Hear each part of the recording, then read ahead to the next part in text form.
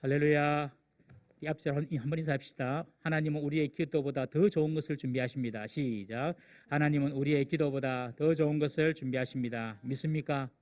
우리가 기도할 때에 하나님은 그 기도 자체의 응답보다도 우리가 알지 못하는 더 크고 비밀한 것을 예비해 주시는 분이시다. 이 사실을 늘 믿으시고 기도에 임하시는 우리 성도 되시기를 주의 이름으로 축원합니다. 오늘 하나님 말씀은 사사기 14장 10절에서 20절 말씀입니다. 사사기 14장 10절에서 20절 말씀.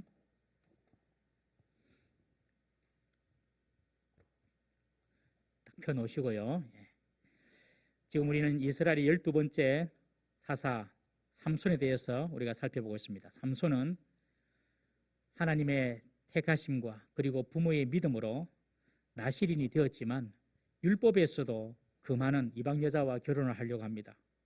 그것도 이스라엘을 다스리고 있었던 원수 같은 블레셋 여인과 결혼하려고 합니다. 그 이유는 삼손 자신의 눈에 좋기 때문에 그저 내가 보기에 좋아서 결혼하려고 하는 것입니다. 단순히 외적인 어떤 그런 부분에 끌려서 하나님의 말씀과 부모의 소원에 반하는 그런 행동으로 지금 결혼을 합니다. 우리 10절, 11절 말씀 한번 읽어보겠습니다. 10절, 11절, 2절 시작. 삼손의 아버지가 여자에게로 내려가매 삼손이 거기서 잔치를 베풀었으니 청년들은 이렇게 하는 풍속이 있음이더라. 무리가 삼손을 보고 30명을 데려와서 친구를 삼아 그와 함께하게 한지라. 이스라엘 사람들의 결혼 풍속에 의하면 결혼을 위한 그 배우자의 선정부터 그리고 결혼식의 모든 준비는 누가 하냐면 신랑의 부모가 합니다. 신랑 측에서 다 준비를 합니다. 그러나 삼손의 결혼식에서 보면 삼손의 부모님의 특별한 할 일이 안 나와 있습니다.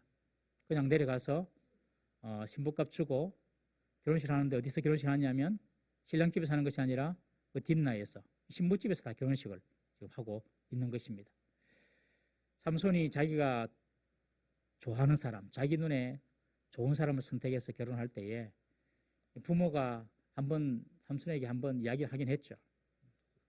왜 이스라엘에 여자가 없느냐? 왜 할례 받지 못한 이방 족속과 결혼하려고 하느냐? 그럴 때에 내가 좋아하는데 아버지 이러면서 삼손이 아버지한테 내가 좋은데 그게 무슨 상관입니까? 하고 결혼식을 밀어붙였죠. 우리가 살펴봤습니다. 정말 그 부모가 자식하고 싸우면 자식이 이기는 것 같아요. 부모가 이기면은 부모 자식 사이는 끝납니다. 그냥 끝장나는 거고 자식이 이기면 그래도 다시 부모 관계가 부부자 관계가 이어지는 것 같아요. 제가 오늘 머리를 이렇게 새까맣게 했습니다. 그냥 새까맣게 했습니다. 새까맣게. 지난 주일날 주중에 그러니까 지난 주중에 1회 장이롬 세 사람을 데리고 제가 국밥집에 갔습니다. 국밥집에. 집사람은 딴 일 보고 제가 이름이 세실되고 국밥집에 갔는데 국밥집 아주머니가 우리 이름이한테 하는 말이 빨리 할아버지 따라가야지. 제가 먼저 들어갔거든요. 제가 먼저 들어가니까 우리 이름이한테 6살짜리 이름한테 빨리 할아버지 따라가야지. 그러는 거예요. 그 이래가 저도 살짝 들었긴 들었는데 밥 먹으면서 아빠 보고 할아버지란다. 그래. 제가 그 말 듣고 얘들아 밥 많이 먹어라. 너가 아버지는 어디 있는지 모르겠지만 밥 많이 먹어라. 그러고 저는 이자 보고 집에 돌아왔어요. 왔는데 이름이가 6살짜리 이름이가 하는 말이 아빠 내 머리 색깔하고 똑같은 머리 색깔 했으면 좋겠어 그러더라고요. 아빠 내 머리 색깔하고 똑같은 머리 색깔 했으면 좋겠어. 그래서 그 다음날 제가 그냥 새까맣게 그냥 이렇게 하고 왔습니다.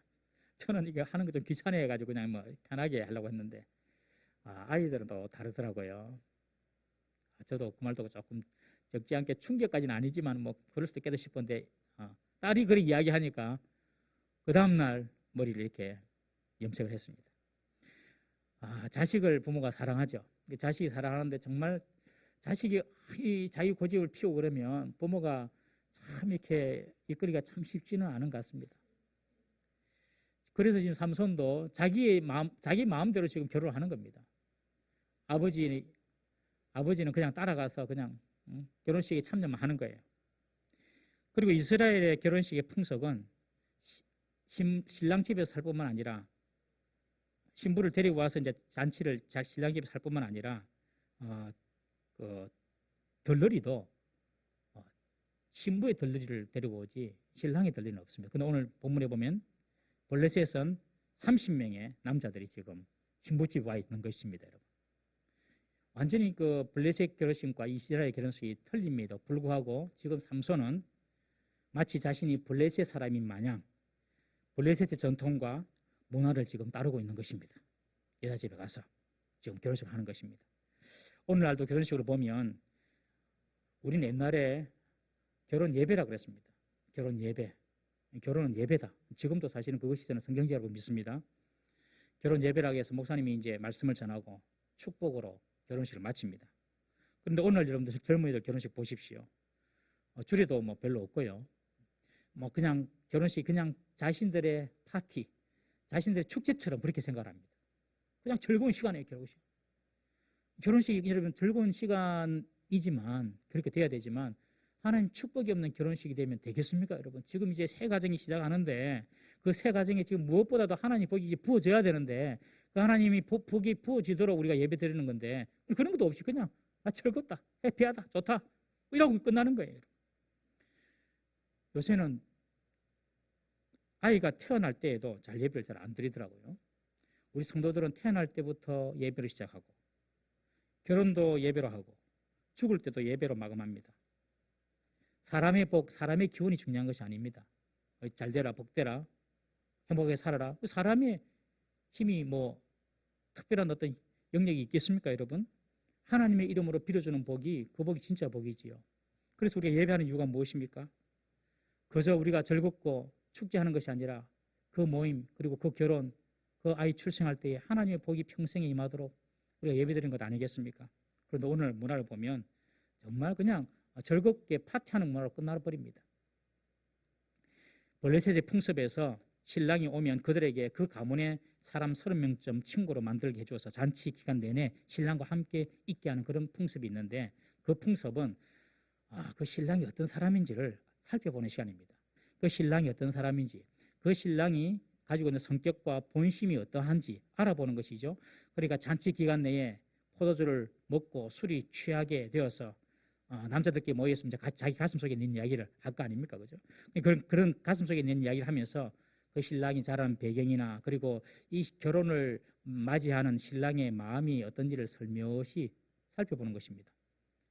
이번에 온 이 신랑, 이 삼손은요, 블레셋 사람도 아닙니다. 이스라엘 사람인데 이스라엘 사람과 함께 블레셋 사람들이 섞여 살기는 하지만은 언제든지 적으로 변할 수 있는 사람이 이스라엘 사람입니다. 그러니 블레셋 사람들 입장에서도 이 결혼식이 사실은 그렇게 마땅했던 그런 결혼식은 아닌 것 같아요. 30명이 와가지고 지금 삼손이 어떤 사람인지를 보려고 하는 것입니다.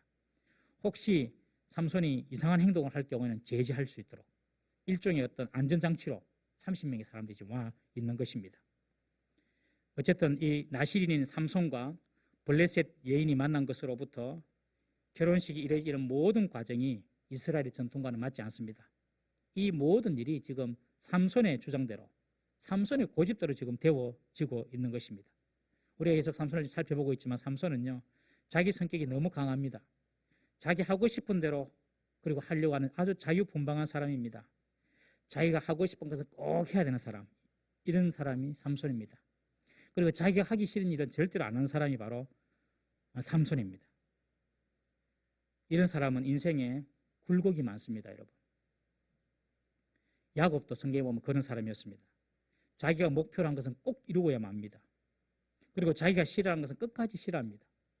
형이 발꿈치를 잡고 태어나가지고 형이 가지고 온 그 장자권, 내가 1시간 늦은 것도 아니고 뭐 30분 늦은 것도 아니고 몇 초간으로 내가 장자권을 뺏겼는데 하면서 그 형의 에서의 장자권을 팥죽 한 그릇에 얻어냅니다.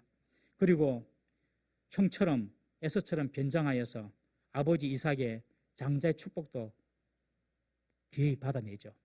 삼촌 라반에 도주했을 때는 자기가 사랑하는 그 라헬을 얻기 위해서 14년을 수일같이 여기면서 결국에 라헬을 얻고 그리고 그 언니 레아도 얻었지만 끝까지 이 야곱은 라헬만을 사랑합니다.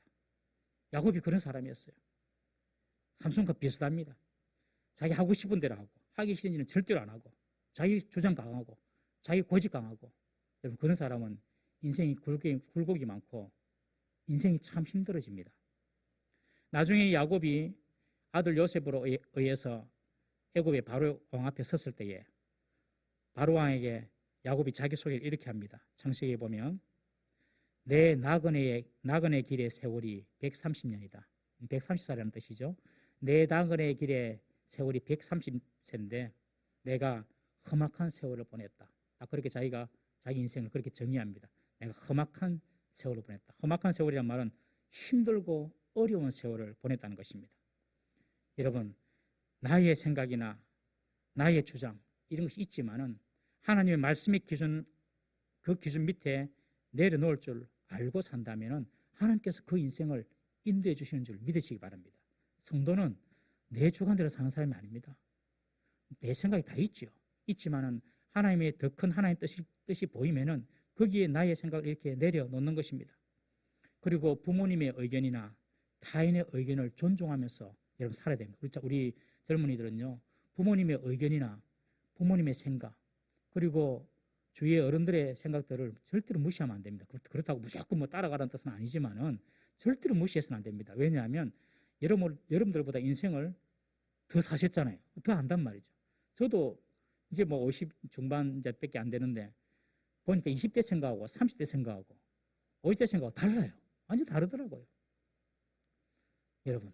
그래서 이 자기 고집이 강하고 자기 생각이 최고인 줄 알고 이렇게 살면 인생이 피곤해집니다.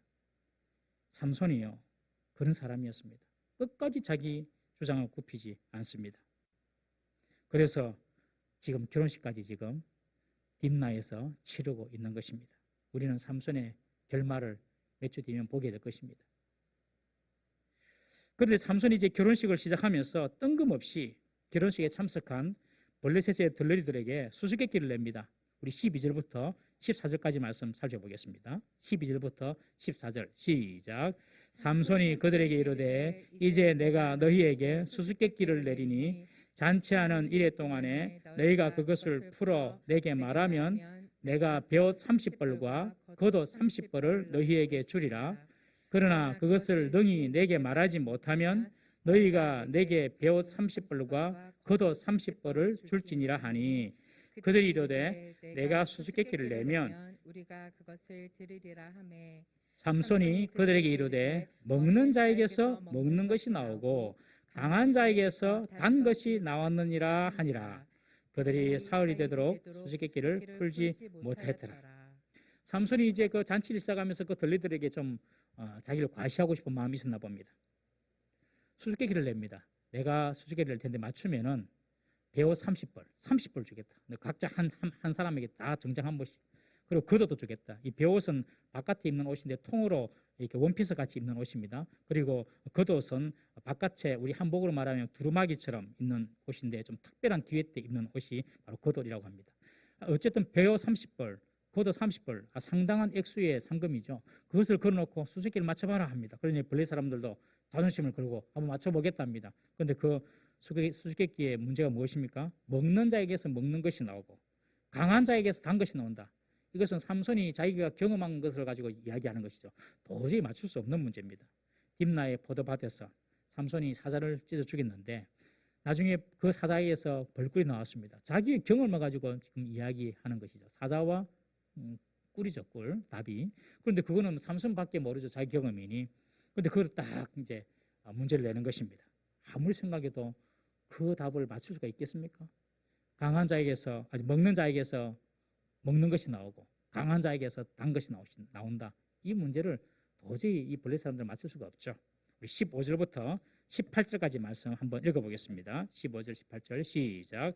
일곱째 날에 이르러 그들이 삼손의 아내에게 이르되 너는 내 남편을 꾀어 그 수수께끼를 우리에게 알려달라 하라. 그렇지 아니하면 너와 내 아버지의 집을 불사르리라. 너희가 우리의 소유를 빼앗고자 하여 우리를 정한 것이 아니냐. 그렇지 아니하냐 하니 삼손의 아내가 그의 앞에서 울며 이르되 당신이 나를 미워할 뿐이요 사랑하지 아니하는도다. 우리 민족에게 수수께끼를 말하고 그 뜻을 내게 알려주지 아니하도다 하는지라. 삼손이 그에게 이르되 보라 내가 그것을 나의 부모에게도 알려주지 아니하였거든 어찌 그대에게 알게 하리요 하였으나 7일 동안 그들이 잔치할 때 그의 아내가 그 앞에서 울며 그에게 강요함으로 일곱째 날에는 그가 그의 아내에게 수수께끼를 알려주매 그의 아내가 그것을 자기 백성들에게 알려주었더라. 일곱째 날 해 지기 전에 성읍 사람들이 삼손에게 이르되 무엇이 꿀보다 달겠으며 무엇이 사자보다 강하겠느냐 한지라. 삼손이 그들에게 이르되 너희가 내 암송아지로 밭 갈지 아니하였더라면 내 수수께끼를 능히 풀지 못하였으리라 하니라. 결국 이 블레셋 사람들이 도저히 삼손의 수수께끼를 알아맞히지 못하니까 누구를 찾아가냐면 바로 이 신부를 찾아갑니다. 신부를 찾아가가지고 네가 신랑을 유혹해가지고 꼬셔가지고 답을 알아내라. 만약에 네가 답을 알려주지 아니하면 너와 내 아버지 집을 다 불태워 불살라버리겠다. 이런 협박을 합니다. 네가 삼손을 데리고 와가지고 결혼시키는 것도 다 우리 소유를 빼앗으려고 부른 것 아니냐 이런 식으로 신부에게 모든 책임을 지금 뒤집어 씌우는 것이죠. 이 블레셋 사람들이 얼마나 간사하고 약삭빠른지 모릅니다. 삼손의 아내가 그들의 협박과 그들의 이야기를 듣고 꼼짝달싹 못합니다. 그리고 삼손의 아내는 삼손에게 울면서 애원합니다. 나를 사랑하면 수수께끼의 답을 좀 알려주세요. 울면서 애원합니다. 그래서 삼손은 내 부모에게도 안 알려주는데 알려줄 수 없다. 처음에는 그렇게 말했습니다. 그렇지만 7일 동안 계속해서 결혼식이 기쁘고 즐거워야 되는데 7일 동안 계속해서 와서 집요하게 정말로 울면서 매달리니 마지막에 삼손이 말해주고 맙니다. 삼손은 여자에게 약한 남자입니다. 여자에게 강한 남자가 어디 있겠습니까만은 이 삼손은 특히 여자에게 약한 모습을 보여줍니다. 여러분 왜 그렇습니까? 좋아하기 때문에 그렇습니다. 사람은 자기가 좋아하는 것에 약하게 되어 있고 자기가 좋아하는 것에 넘어지게 되어 있습니다.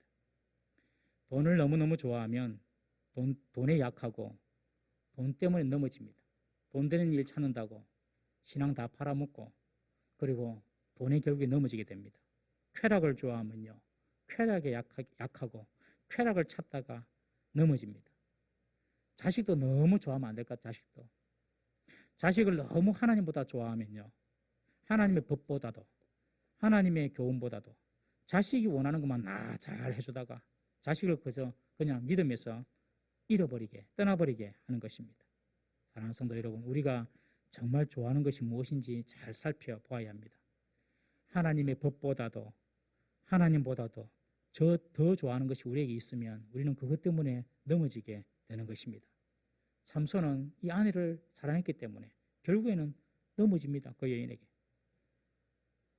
그래서 결국 삼손은 그 답을 아내에게 말해주고 그 아내는 블레셋 사람들에게 이야기해주고 삼손은 게임에서 지게 됩니다. 블레셋 사람들이 삼손에게 하는 말을 보십시오. 18절에 보시면 무엇이 꿀보다 달겠으며 무엇이 사자보다 강하겠느냐 이런 표현을 쓰면서 말합니다. 답이 꿀이다 사자다 이렇게 말하지 않고 무엇이 꿀보다 달겠으며 무엇이 사자보다 강하겠느냐 이렇게 말하는 것은 삼손을 조롱하는 것입니다. 삼손을 무시하는 것이죠. 우리도 다 알고 있다. 그러면서 삼손을 조롱하는 것입니다. 삼손은 그들의 대답에 아주 큰 분노를 느낍니다. 삼손은 블레셋 사람들이 아내를 이용해서 답을 얻어낸 줄 알고 아내 역시 자신을 배신한 것에 대해서 큰 분노를 느낍니다. 우리 19절, 20절 말씀 읽어보겠습니다. 19절, 20절입니다. 시작. 여호와의 영이 삼손에게 갑자기 임하심에 삼손이 아스글론에 내려가서 그곳 사람 30명을 쳐 죽이고 노략하여 수수께끼 푼 자들에게 옷을 주고 심히 노하여 그의 아버지의 집으로 올라갔고 삼손의 아내는 삼손의 친구였던 그의 친구에게 준바되었더라. 어쨌든 내기에 졌기 때문에 삼손은 옷 30벌을 구해와야 됐습니다. 그래서 아스글론으로 내려갑니다. 아스글론은 블레셋의 5개의 성 중에서 아주 큰 성인데요. 블레셋의 무역 중심지였습니다. 삼손이 결혼식을 했던 이 딥나에서 남쪽으로 약 40km 떨어져 있는 해안 쪽으로 가 있는 남쪽으로 있는 그런 도시인데요. 그곳에 가서 여호와 영이 또 그에게 갑자기 임해서 그곳에 있는 블레셋 사람 30명을 쳐 죽이고 그들의 옷을 노략합니다. 그리고 수수께끼를 푼 자들에게 내기물로 주고 너무너무 화가 나고 분하여서 결혼식을 마치지도 않고 자기 집으로 돌아와 버립니다. 삼손을 보면요, 자기 기분대로 사는 사람입니다, 여러분. 내기에 져서 자존심도 상하고 그리고 분하기도 하고 배신한 아내가 보기도 싫어서 결혼식에서 그냥 신부를 버리고 혼자 집으로 와버리는 것입니다. 삼손은 혈기가 가득하고 아주 조급한 사람입니다. 그런데 보면 하나님은 이런 사람도 당신의 영을 부으셔서 사사로 사용하시는 것을 봅니다. 참, 하나님께서 이런 사람도 사사로 사용하세요. 여러분, 우리가 하나님께 쓰임을 받는다고 해서 우리 자신 자체가 대단한 존재가 되었다고 생각하면 큰 착각입니다, 여러분. 내 직분이 높아지고 내 역할이 더 중요해졌다고 하더라도 여러분, 나의 믿음이 자라나고 나의 인격이 성숙하고 나의 사람 됨됨이가 성숙해지는 것과는 별개의 문제입니다. 저는 26살 때 목사 안수를 받았는데 목사 안수를 받을 때에 저는 천사급 이상, 최소한 천사급으로는 좀 신령해 지는 줄 알았습니다.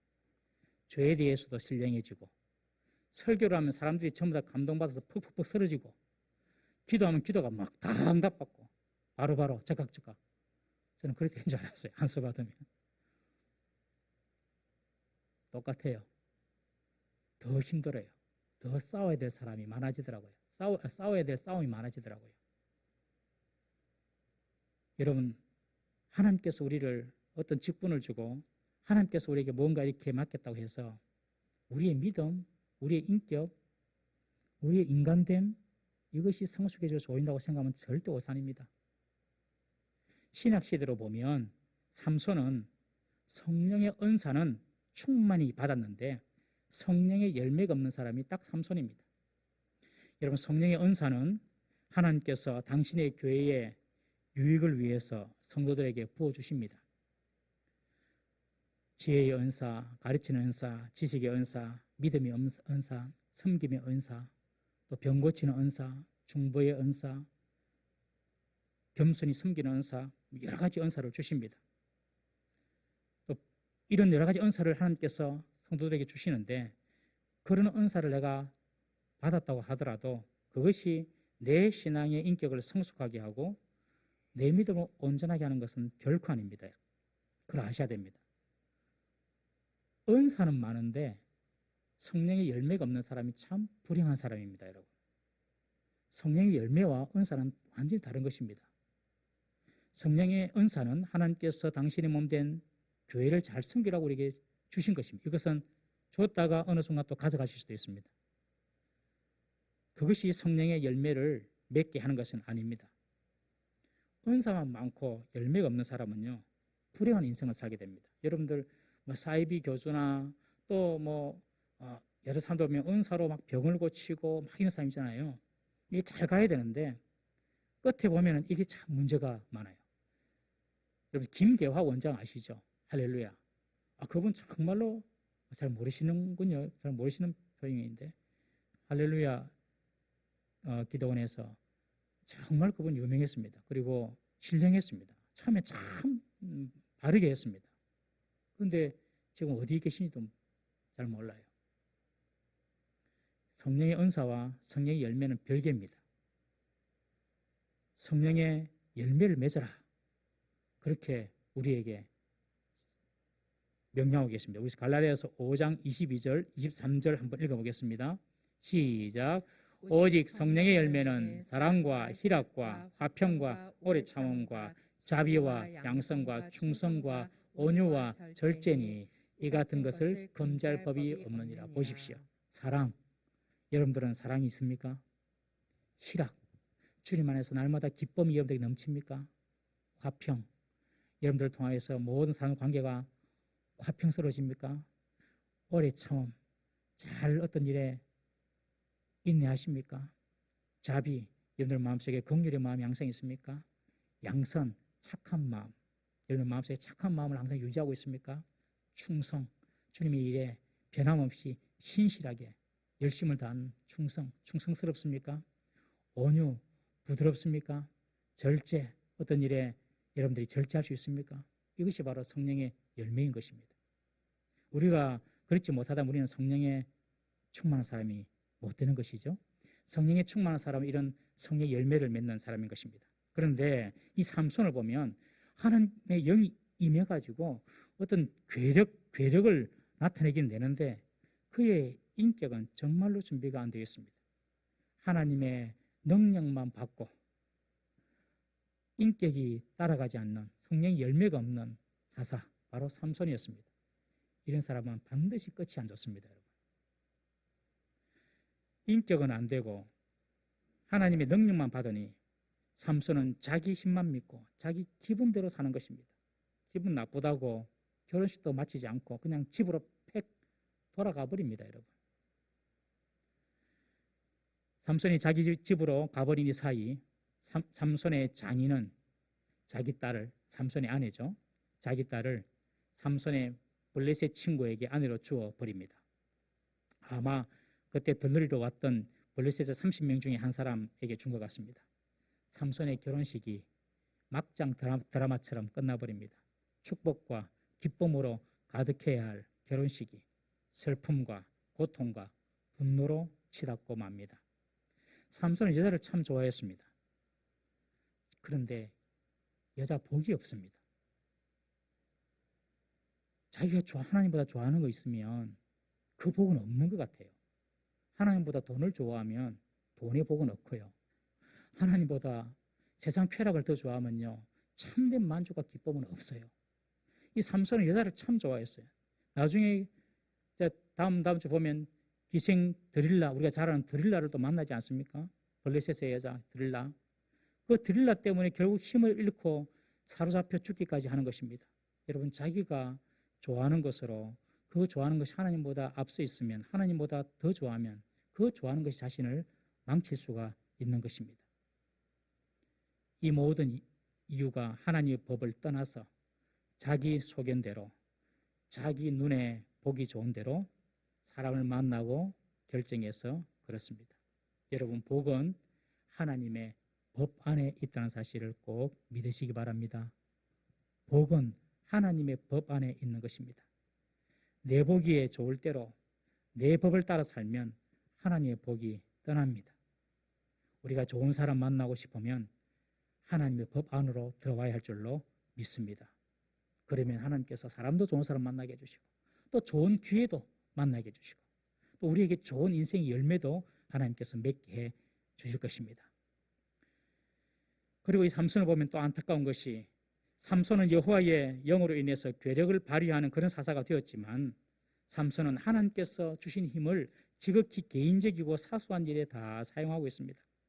우리가 앞에서 보았지만 사자를 만났을 때도 여호와의 영이 그에게 임해서 사자 염소 새끼를 찢어 죽이는 데 사용하고, 이것은 그저 자신을 사자로부터 보호하기 위해서, 자기 몸을 보호하기 위해서 사용하신 것이죠. 그리고 오늘 본문에 자신의 수수께끼가 들통이 나서 화가 난다고 하나님 주신 힘으로 아스글론 사람 30명을 쳐서 죽이고 그들의 옷을 노랗게서 수수께끼 푼자에게 주는 일을 합니다.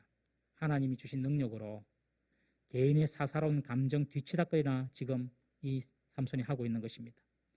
오늘날도 보면 권력과 지식과 힘을 가진 사람들이 그들에게 주어진 공권력을 사적인 이익과 개인의 영달을 위해서 오용하는 것을 우리는 자주 보지 않습니까, 여러분? 절대로 그래서는 안 되는 것이죠. 사사라면 이스라엘 공동체를 생각하고 하나님의 뜻을 먼저 생각하고 하나님이 원하시는 싸움을 해야 하는데, 지금까지와 다르게 이 삼손은 하나님이 주신 능력을 하나님 위해서 쓰지 않고 철저히 자기의 사사로운 복수 그리고 자기 보호만을 위해서 지금 사용하고 있습니다. 하나님의 싸움을 싸우지 않고 지금 자기의 싸움을 삼손이 싸우고 있는 것입니다. 사랑하는 성도님 여러분, 우리에게도 하나님께서 은사와 직분을 다 주셨습니다. 은사도 주셨고 사람마다, 그리고 또 우리에게 합당한 직분도 주셨습니다. 이런 은사와 직분은요, 하나님을 위한 선한 싸움을 위해서 싸우라고 주신 귀한 직분이고 능력인 줄 믿으시길 바랍니다. 이것을 가지고 자신을 위하여서 그리고 자기의 어떤 목적을 위하여 이기적인 목적을 위하여 사용한다면 하나님께서 결코 그것은 기뻐하지 않으시고 그 결말은 좋지 않게 될 것입니다. 하나님 주신 권위, 하나님 주신 능력, 은사, 직분 오직 하나님을 위해서 사용되어야 할 줄로 믿습니다. 나의 싸움을 위하여서 싸울 것이 아니라 하나님의 싸움을 위하여서 우리는 하나님께서 내게 주신 모든 것을 사용해야 할 줄로 믿습니다. 우리는 지금 주님의 일을 위해서 내게 주신 은사와 직분을 어떻게 사용하고 있는지 돌아보는 시간을 가졌으면 좋겠습니다. 한 달란트 받은 사람처럼 직분이나 은사를 받았지만 그저 땅에 묻어놓고 있지는 않는지, 아니면 사용은 하더라도 나의 인기나 나의 이익을 위해서 사용하고 있지는 않는지 우리가 살펴봐야 하는 것입니다. 오직 우리에게 있는 모든 것들은 주님의 몸된 교회와 하나님의 거룩한 영적인 영혼 구원과 그리고 영혼을 세우는 일에 우리가 쓰임받아야 할 줄로 믿습니다. 오늘 이 삼손을 보면요, 이제 점점 더 비극적인 결말을 향해서 나아가고 있음을 봅니다. 비극은 범죄와 불순종의 연속에 있습니다. 한 번, 두 번 죄를 짓고 한 번, 두 번 하나님께 불순종한다고 절대로 비극에 이르지 않습니다. 이것이 계속 연속적으로 될 때에 결국에는 비극적인 결말을 맞게 됩니다. 하나님은 그때마다 경고를 해주십니다. 다다음 주 보면 하나님께서 어떻게 경고하신지를, 삼손에게 경고하신지를 우리가 봅니다. 하나님께서 하나님 말씀을 어기고 불순종할 때 하나님께서 경고를 반드시 하십니다. 그 경고를 듣고 돌이키면 하나님께서 용서하시고 하나님께서 더 큰 은혜와 복을 부어주시지만 그 음성과 그 경고를 무시하고 산다면요, 결국에는 삼손처럼 비극의 결말을 맞게 되는 것입니다. 사랑하는 성도님 여러분, 내 눈이 아니라 하나님의 법을 따라 사시는 우리 모든 성도 되기를 주의 이름으로 축원합니다. 나의 결정이 기준이 아니라, 내가 좋아하는 것이 기준이 아니라, 내 소견이 아니라 하나님 보시기에 선하고 옳은 것이 무엇인지를 늘 찾고 고민하고 기도하는 저와 여러분들 되어야 할 줄로 믿습니다. 그리고 하나님께서 우리에게 들려주시는 작은 경고음이 있다면 그것을 무시하지 않고 자신을 돌아보고 그리고 하나님 뜻을 찾아간다면 하나님께서 우리의 신앙과 인생의 후반전 결말을 아름답게 해주실 줄 믿습니다. 우리의 인생의 그리고 우리 신앙의 결말이 아름다운 우리 모든 성도 되시기를 주의 이름으로 축원합니다. 기도하겠습니다. 우리 이시 한번 기도하십시다. 우리 삼손을 생각하시면서, 하나님, 나는 주님께서 내게 주신 은사와 직분을 지금 제대로 사용하고 있습니까? 하나님께서 내게 다른 사람에게 주지 못한 더 많은 은사를 내가 지금 주를 위하여 쓰고 있습니까? 그리고 내게 주신 직분, 나를 위하여 쓰고 있습니까? 아니면 내가 주님을 위하여 섬기는 데 쓰고 있습니까? 우리 자신을 돌아보고요.